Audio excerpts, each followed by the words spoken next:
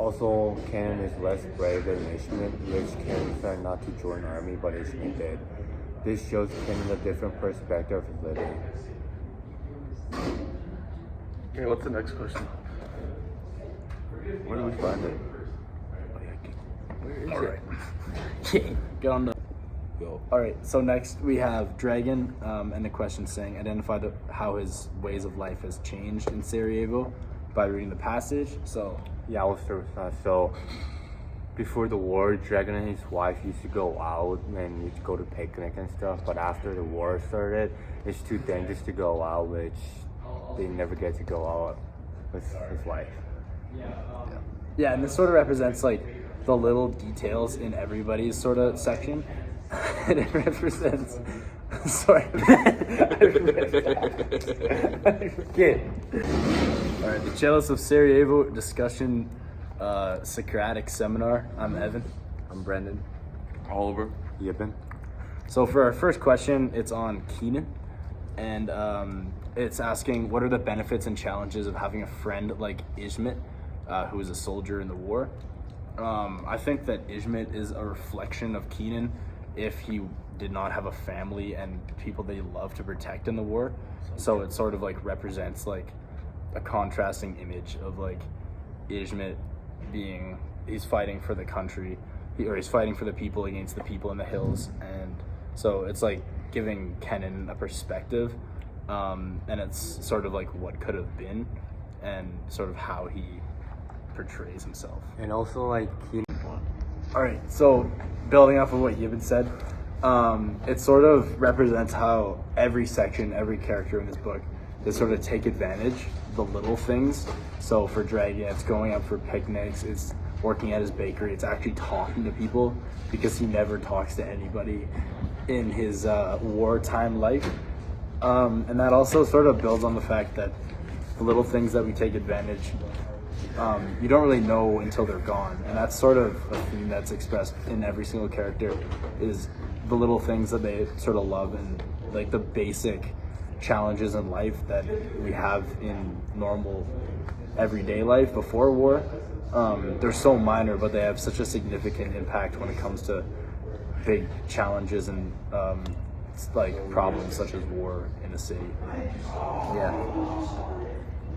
Like the lifestyle in Sarajevo has just changed so much, you know, from like waking up in the morning and going to work or school to like waking up in the morning not knowing if you're gonna make it through the day alive or not.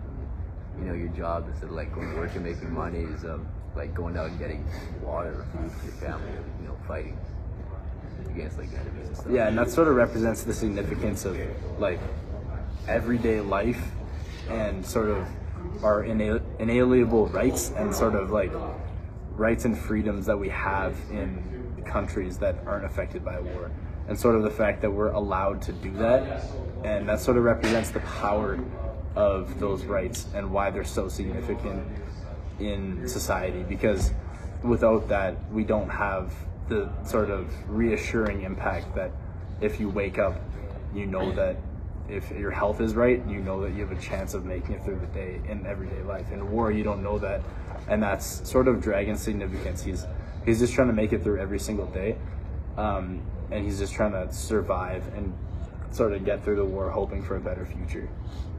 Yeah, I've got something to say. So on page 85, like normally people who are able to leave the country and go on vacation are considered like they're living life. They're normally allowed to do that. And now if someone leaves the country or leaves Sarajevo, people resent them and they're considered cowards. And even though everyone wants to do it, they're considered cowards for leaving. And that kind of shows like the difference between how life used to be in Sarajevo and how it's changed now, because if they leave, then the men will come down from the hills and the city will be theirs. That's also on page 85. Brenda, you got something to say? No, I feel like Evan feel bad. Eben, you got something? I respect that, Brenda. I also think that because people take these things for granted, it really gives them like an awakening moment when war hits and you can't actually like feel what you did before. Like you can't really wake up and stick to your routine. That sort of represents the power of a routine and Dragon sort of respects that with his life in the bakery, you know, taking his wife for picnics, doing things like that that he used to do and he used to love doing. They may seem minor, but it really shows the fact that those minor things sort of make a difference in the long run. Especially, you can realize that when you're impacted by war. Yeah, And Again, fighting for mental health kind of thing. So that's like kind of a dual relationship, and it sort of represents like the fact that people in these times of like adversity are trying to do what they can to like help out and keep. They're trying to keep the boat going. You know, they're trying to stay afloat. And so Kenan getting the water is sort of a sign of him providing for his family, but not only his family, all the people of Sarajevo, and the sense of like he's just trying to keep people going and keeping the entire economy and society just afloat. Yeah, Kenan also gets a real sense of like the damage that the war has done on the city by like, you know, seeing old like institutions broken and bombed, and also seeing like the death tolls and, you know, dead people all over the place, and yeah, it really brings out just the effect of war on this. I just pulled up page 26, and it's talking about how his relationship with Miss Rivitowski, and so he's such a great guy, and he's trying to provide for his family in the sense that like 26, he's saying, I'll pick up one when I'm out. He says, would you like me to get you some shoes? So he's out there, and he's in the battlefields of the war. He's trying to fight for he's trying to fight without actually fighting. So he's getting water, he's getting shoes for people, and he's sort of providing for everyone he can in his community. Okay, I got something I had like for the next question. Or not the next question, question 5. We can come back to 4, you know, like in a bit. But like the comparison between Kenan and the pigeons, like that guy in the street, he's fishing for pigeons with like little pieces of food. And it's kind of like how Kenan, like the pigeons need that food. And they're going to take a dangerous journey to get it, even if it means they're going to get caught. Just like Kenan going to get the water, because like Positive. he might get shot, you know? All right, for the next question, we have Arrow for question 3, and it's saying, Arrow sometimes gets lost in her thoughts. What brings her back? Shelling, bombing, etc. Explain the example of this in irony. So this sort of represents the relationship between, in a more broader picture, it sort of represents like before the war, so the life before the war, and people in Sarajevo and their good memories before, and then during the war. And what's bringing Arrow back is she's thinking about her old past and what she wants in the future. And what's bringing her back is the reality of the war and sort of the brutal, extreme like circumstances that she's in, so the shelling and bombing. And it's sort of ironic because like she's fighting for everything, but like what is there to fight for at this point when the reality is war, right?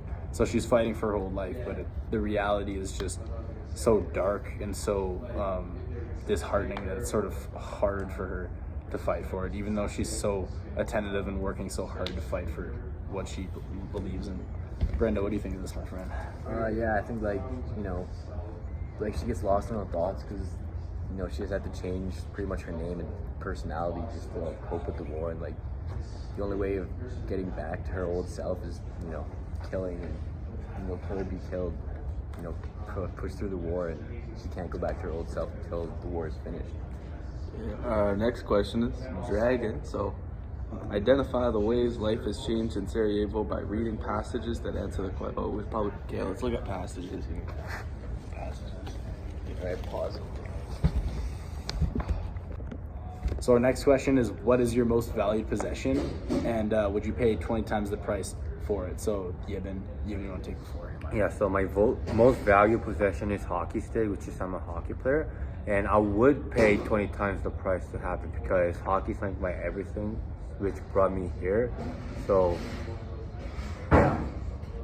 yeah, I'd probably say my house, just because it's where my family spends their time, and it's where sort of I have core memories. So I'd pay that much money to have that again, or if I was going to lose it, because I want to keep those memories, and those memories are sort of, it's like the core values of my life. So tying into Keenan's sake, it's sort of, he's fighting for his family and the apartment building that he lives in. So he would do everything in his power to keep them sheltered and keep them safe. And that's sort of a crossover from the book. Brandon, what do you have to say? Yeah, kind of like in the same direction as you, probably my house, because that's, you know, where memories are like made and stored, and that's where you like grow up. So that'd probably be my prized possession. Yeah, a house, like a material object such as a house or a hockey stick, it sort of doesn't, it goes sort of beyond the power of having value. Yeah, it's the power of having something that is material, that has emotional value, because it's like, it's bigger than it's a bigger picture. It's more of like a core memory of your life, and when you go there you can sort of relive that. And that sort of ties into Arrow's chapter as she thinks about music. And music's not really a material possession, but it gives her something, and a certain song or a certain memory, and it sort of puts her in that place and allows her to relive that. And it can either help emotions come up, such as like sad ones or happy ones, and that's sort of the significance of the Cellist as well in the overall like theme of the story. Music and certain material things can help you put yourself back into moments of life when times are hard. And so for Kenan, his home is where he sort of has these core memories and where he's met his family. He's got the bad memories with Miss Rivitowski, and he's built brick by brick, he's built like this whole life on it. He's doing everything in his power to defend it. So that's like a significance of getting the water as well. Yeah. Let's do Arrow now. Yeah, so Arrow, the question is, it's quoted on page 67 to 76. It says, "Shoot or be shot. Is that the only way to survive war?" That sort of means like the life and death and sort of the nature of other people in war. So you can't really control your actions except by fighting. So all you can do is fight for what you believe in, and just her core morals and values. Brenda, what do you have to say about that? I think, you know, it shows like how when it comes down to war, it's pretty much just instincts, you know, like life or death. So you know, shoot or be shot, pretty literal. Like it is, you know. I mean, in some cases, yeah, it is the only way to survive war. But yeah, it's pretty deep. Yeah, I think it's sure be shot. It's like rather you live or die, which people want to live rather than die, which they will have to win the war and try to survive the war. McMillan, what do you have to say about that? Shoot or be shot? Oh, so like, yeah, I'm like going off of what you even said, you know, like it is the only way to survive the war, because like it wouldn't be a war if there wasn't violence, and that's what makes war so bad, is that people are always dying and they don't know if they're going to live another day. And a lot of people, they resort to like violence because there's no other way to do it, and that's why Arrow has started doing it. It's like there's no other way to protect the city other than you got to fight